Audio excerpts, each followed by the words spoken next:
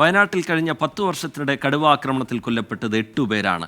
വന്യജീവി ആക്രമണങ്ങളിൽ വയനാട്ടിൽ കഴിഞ്ഞ 30 വർഷത്തിനിടെ 120ഓളം പേർ കൊല്ലപ്പെട്ടു എന്നാണ് കണക്കുകൾ.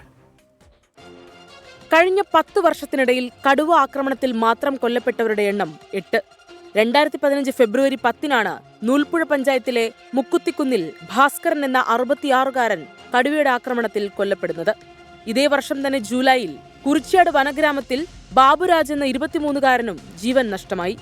2017 നവംബറിൽ തോൽപ്പെട്ടി റേഞ്ചിലെ വനംവകുപ്പ് വാച്ചറായ കക്കേരി കോളനി നിവാസി ബസവ എന്ന 44-കാരൻ കടുവ ആക്രമണത്തിൽ കൊല്ലപ്പെട്ടു. 2019 ഡിസംബർ 24-ന് ബത്തേരി പച്ചാടി കാട്ടുനായ്ക്കർ കോളനിയിലെ 60-കാരനായ ജഡയനും 2020 ജൂൺ 16-ന് ബസവൻകൊല്ലി എന്ന കാട്ടുനായ്ക്ക കോളനിയിലെ ശിവകുമാറും കൊല്ലപ്പെട്ടു.